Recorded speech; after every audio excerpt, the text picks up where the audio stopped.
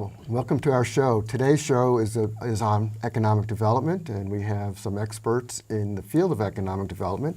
Some of the questions that we'll hopefully have an answer to is, does it work? Does economic development add to the quality of life of the community, or does it take it away? So we'll just get started, and I will introduce our guest, and I'll start with Sana Kendall, who is the Economic Health Manager. Do I have that right? Yes, you do. Okay. And then we also have Andy Montgomery, and CEO of the new Northern Colorado Economic Alliance. Right. And then Walt Elich. And Walt is with the City of Berthoud and Town of Berthoud. And your title is the Berthoud Business Development Manager. Yep. And then we also have Jacob Castillo. And Jacob is the what? The Economic Development Director for Larimer County. That's right. I should have done that with everybody instead of being so tongue-tied. So the first question out of the box is, what is economic development?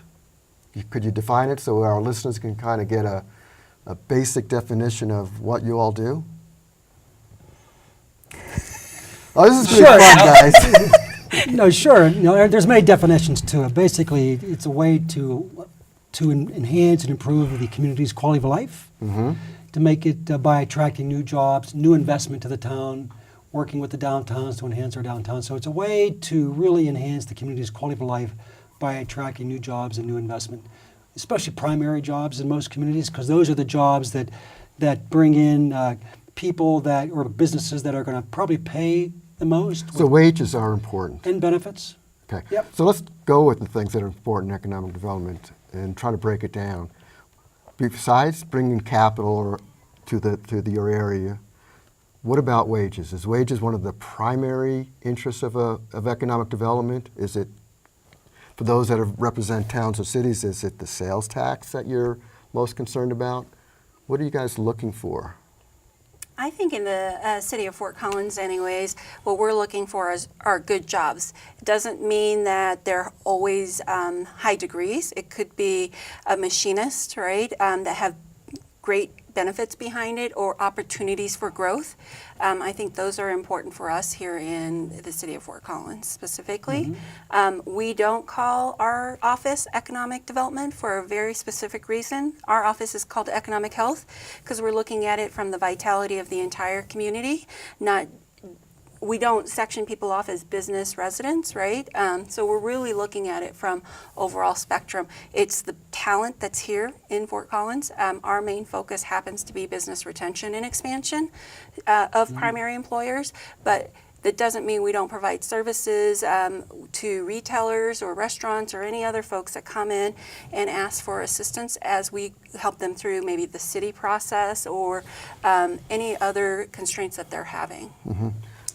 What makes you think about the local community? For the town of Berthoud, it's much like the city of Fort Collins, but smaller.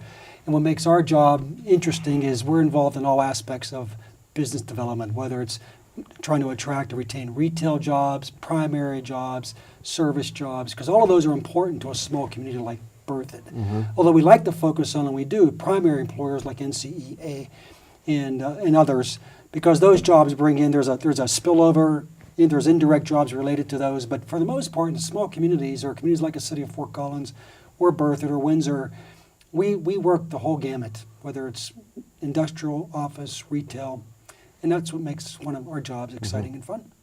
Andy, you do regional economic development, makes it a little tougher. So how do you kind of work on that? Well, you say a little tougher. I think it's a little easier because when you have the diversity and the critical mass that we have as a region, especially with our focus, Neil, on looking at primary employers, I think telling the story of the region is critical to attracting those primary employers. So that's the role of NCA. That's why we were founded. And when I look at economic development, to get back to that question, it's not just growing the base, it's the sustainability of the existing base. We are in such a disruptive time that unless you are out there continually mining those jobs of the future, you might find your current economic base gets impaired because you weren't ahead of the game. So sustainability is probably, what I understand, is taking the word growth, substituting for the word growth, especially now, as you say, more often than not. So, Jacob, you too have more than just a town or a city. How do you approach things? Well, I think Andy said it really well. I mean, we have so many diverse assets in Larimer County and the entirety of northern Colorado. We're able to leverage those for the betterment of all communities. So when we talk about business retention or expansion or the attraction of new firms to the region, there's economic impact and economic benefit to everyone in northern Colorado when that happens. And I think it's important to focus on jobs and wages, but in addition to that, making a livable community where people want to live and the sustainability and viability of that community over the long term. And I think that's what everyone around this table is keenly interested in. And although we talk a lot about jobs and wages, those are two very simple and basic metrics that we use, but they're imperfect. And there's a lot more to economic development than just new jobs and high wages. So you used the word livable community, and Walt used the word quality of life. Some would equate what you all do leads to growth. And some people think growth is good. Some people say if you don't grow, you'll die, even in the economic development world or the world of a town or a city or a county. What's your thought in terms, and I don't want to politicize this, but there's the other side that feels that quality of life, a livable community, is one that doesn't grow or one that just doesn't move as fast as Larimer County, which is a very fast-moving community or county. What's your thought about that? I mean, do you try to balance the two? Tell me how that works, because quality of life, sustainability has different meanings to different people. And you guys, probably have been in the middle of some discussions at growth versus no growth. So. I'm happy to take the first stab at it. I think it's interesting because our office is formed under the triple bottom line, right? So we've got environmental, social, and economic health all under the triple bottom line through the sustainability service area. When I talk to businesses, they're talking about making sure they have the talent they need here in the community, right? Some of that happens to be with the quality of life. They want to be within a certain distance of bike trails, right? So that transportation becomes a big portion of that, as well as just their employees' overall satisfaction of being able to bike to work, all those aspects. So I don't think of it as a no growth or a pro growth approach. I think of it as truly an overall picture of the aspects of each community. There's a lot of connection throughout Larimer County, and I think that's what makes Larimer County and northern Colorado as a whole very desirable for not only the employees but the employers. Employers are looking for great employees who have buy-in, right? And I think you get that here in northern Colorado. Okay. So, Neil, go ahead. one thing we often say is bigger doesn't necessarily mean better. Better is better. So I think all of us take a very practical approach in looking at what the data tells us. Stop assigning it with good or bad and say, what trends are happening and how do we either respond or proactively address some opportunities or threats that may be coming our way. So you get rid of the good or bad label and say, look, if we want to have a long-term viable and healthy northern Colorado, there's certain things that we need to do. And some of that requires us to look at the economy and the demography and different things that are going on within this economic system. I think then you can get rid of some of that. Well, then some would argue that we're not battling the issues very well, because I think what I understand people feel the most is on transportation. So traffic is a big issue. You feel that emotionally. And as one would have a major industry which might be a very prized possession for the area, people would right away say, it's increased traffic. So how does one deal with that? Some of the issues. Planning, planning for it and being smart about your growth. And I think what Jacob said is absolutely right, is you look at the evolution of communities and hopefully you're evolving in very smart, planned, and intentional ways. But no community looks like it did and is still viable as it was 50 years ago. The industry's changed. The dynamics change inside of each city or community. And so that's really what smart economic development is all about. Mm-hmm. And you're from a town that is very split. You tell me if I have that wrong. Split may be too strong of a word, but there's concerns from people. It's much like a smaller Fort Collins in some respects, and that are concerned about the growth, Well, others would say we need the additional growth. We need to grow the economy so that we can be able to provide the services that our community wants, like rec centers and paved streets and fixing the potholes and things like that. So we hear it from both sides as well, and we tend to take a holistic approach to economic development in Berthoud, in looking at both sides, but realizing that if the community, and they do, because they tell us, we just surveyed the community, there are certain things that they want to see in our community, that the only way we can afford to do that is by attracting more types of businesses to the community, whether it's retail or primary employers. And Is there anything that you wouldn't take in Berthoud? oh yeah, I mean we've got some great sites, and we're pretty, and I don't want to say we're overly particular, but each area of our community lends itself to a particular type of business. So yeah, we're not, and I think most communities in northern Colorado would be like this. We're not just saying, come one and come all to Berthoud. No, we've got a strategy in place for each of our development sites and the type of businesses we would like to see locate there. What's it like working for an area like in Estes Park, which is totally different in terms of their economy? Tourism is their number one thing. That's a great question. When you look at one of the typical objectives of economic development, it's wealth creation. So what better way to import capital into a community than literally bring people in to spend money in your economy for 2 days, a long weekend, or a week, and then they leave.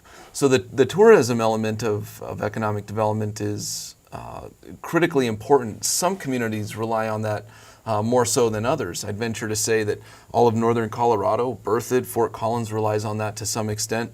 But in Estes Park is unique in that, for 3 months out of the year, they are bringing in a tremendous amount of visitors who are spending huge amounts of cash. And that's what their economy relies on. It should be noted that they're also looking at ways to diversify their economy so they're not reliant solely on the importation of visitors and capital, that there are small businesses that can operate 12 months out of the year and support their local community. And coming from a couple of tourist communities that got, when you have an economic recession, a severe economic recession, if you don't have that balance, that's when you get inordinately hit. And so it's important to diversify as much as you can. Now there's some constraints in Estes Park to doing that, but if you rely completely on tourism, you live and die by the economic cycles. If I may just add to what Jacob and Andy I think one of the strengths of northern Colorado is our diverse economic base, whether it's be tourism or whatever in Estes Park, and the IT infrastructure and businesses in Fort Collins. Communities like Berthoud take advantage of all of those assets that are throughout the county, because we all believe in economic development that really a rising tide floats all boats, and that means all of northern Colorado. So if a company locates in Estes Park or Fort Collins or Loveland, it's good for all. And I think by having the diverse assets that we have, it bodes well for northern Colorado. Yeah. Does Fort Collins get, as far as your office, does tourism fit into the equation? So we partner a lot with Visit Fort Collins, the Convention Visitors Bureau here in Fort Collins, but in terms of management of that, no. But in Loveland, they do. So in Loveland, that is something our neighboring community, and we all work really well regionally in that discussion. So Loveland, Windsor, Estes Park are currently involved in the application of a regional tourism map. Now, but in terms of sales tax, and I don't know if we have lodging tax here or Yes, not. we do. Okay. So it kind of behooves the city that they would want to help the occupancy rate, and they would want to have visitors. Yeah. Go ahead. And I was going to say, so, the Downtown Business Association, we have a very vibrant downtown. We do know that we attract a lot of folks from out of town for the downtown. If you look at downtown, we've got a lot of locally owned businesses, right? And so that also has helped sales tax in downtown. I think that helps in the diversification of being able to have access to locally owned restaurants and shops, as well as the corporate ones that are out in other areas of the community. Now, the follow-up question for all of you, because the old school said that in order to have a vibrant downtown, you had to be really careful about having shopping centers and malls building those in the outskirts because often that can drain the downtown area. Is that something that happens, or is there a way to mitigate that? Or because I know, some people would argue that the mall here in Fort Collins could grab some of the sales from downtown. I happen to think, at least in Fort Collins, and I can only speak about Fort Collins, the downtown has a very unique characteristic. Midtown, where the mall happens to be, has a very unique characteristic, as well as Southeast Fort Collins has its own unique characteristic. And so I think we're again, diversification, right? If you want to go buy a local cheese or have a local beer, it's great to go downtown. And now you're starting to see that kind of emerge in the Midtown area as well. Again, taking advantage of some of the transportation access as well. So it's becoming more and more, I think, a diversification thing. So each has its own unique characteristic that also supports each other. If I just may follow up, in Berthoud, we're very much aware of that as well, even though you may not think so. And we follow communities like Fort Collins. We have about 2,000 acres out at the Berthoud I-25 interchange. And although right now it's vacant, we're venturing to guess in 10 years that land won't be vacant. And we also understand that Berthoud's downtown is known for its quaintness.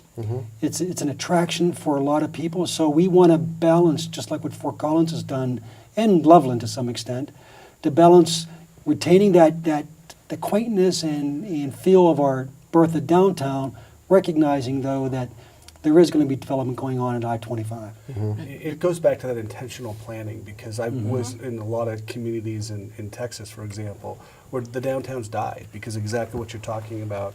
The retail was moved to the outskirts of town, and it sucked the traffic patterns away from the downtown. And most of those are going through some sort of downtown revitalization now. But when you look at the character of a Fort Collins, I mean, it's got its own draw onto its own. So you've got to be intentionally in how you plan. So That even impacts how we look at regional planning and creating a unique sense of place in every municipality, or different pockets within those municipalities. And I think it really speaks again to the diversity of the economy, the resiliency in that diversity, and thoughtful planning.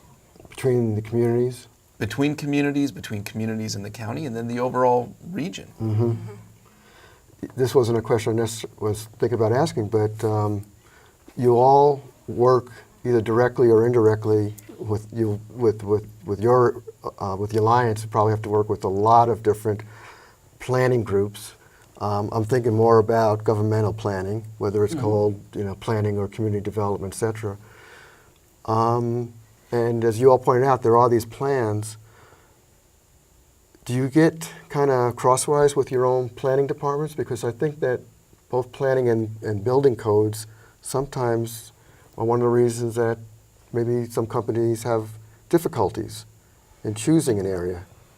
Well, I will just say that one of the things that we hear as we go out and engage Site Selectors Conference, Industrial Asset Management, is the corporate representatives or the people that work for the corporations themselves want the uncertainties to be taken away. Their nightmare is getting into a situation where they've got unforeseen developments and they get locked up in a planning department over a long period of time or get in a contentious relationship.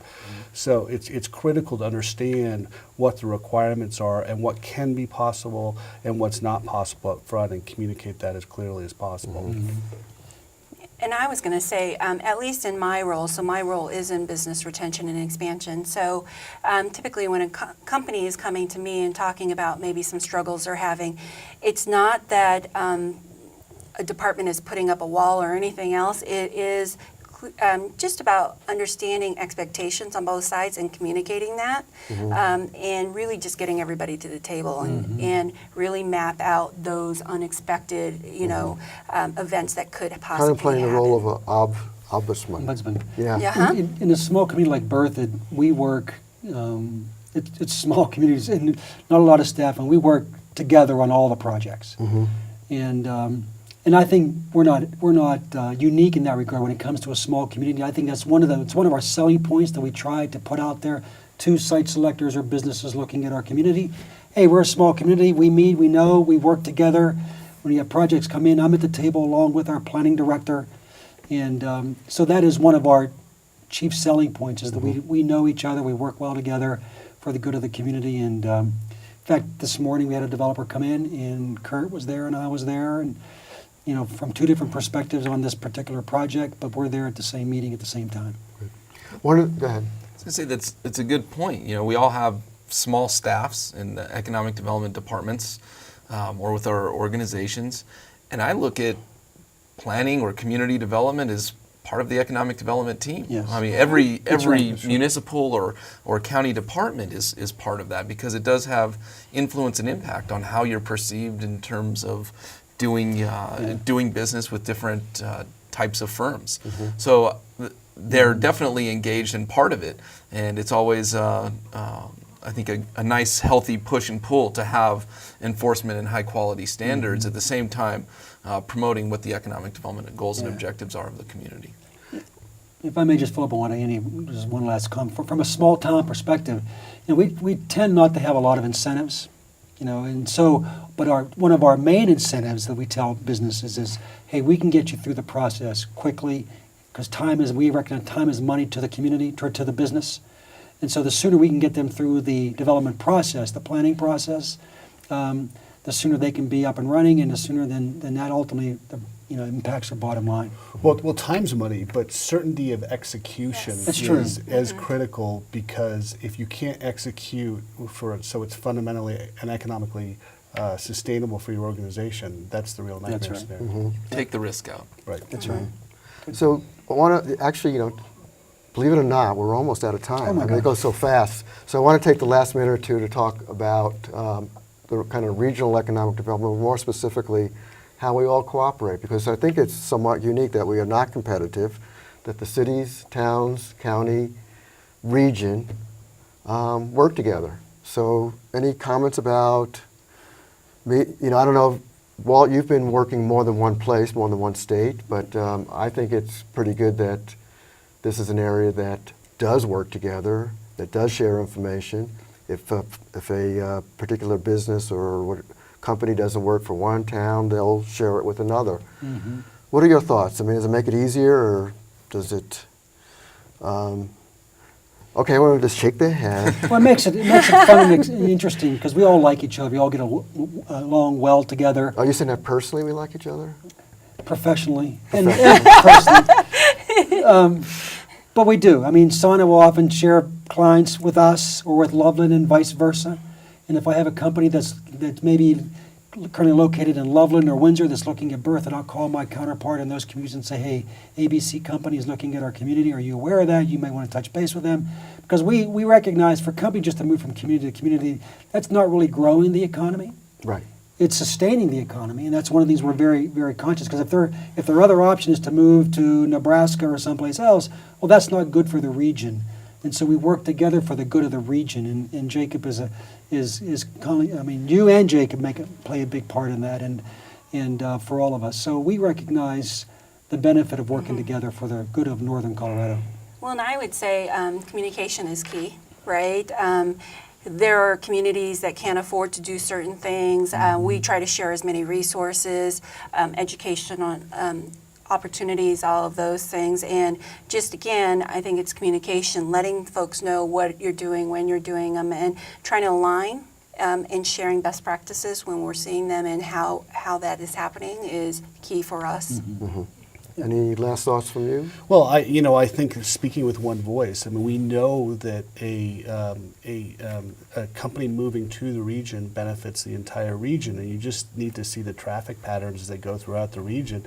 We've got workforce that works all over Larimer County and Weld County, and vice versa. So as Walt says, the ideal is not to lose something that could be good for the region to the region, and that requires cooperation and communication with one voice. 20 seconds. Do you have any thoughts about the cooperation and the way we work together? I think it's a must in the 21st century. I mean, there's healthy competition among the cities and counties in northern Colorado, but there's always a willingness to collaborate for the betterment of the region and northern Colorado. And that's when you really start seeing the rubber hit the road, is the one voice and operating in a much bigger capacity than any one city or county could do. Okay. I'd like to thank you all. I'd also like to thank the audience and thank you for viewing. And it's been a very educating experience for me and hopefully for our audience as well. So good night, goodbye, good day.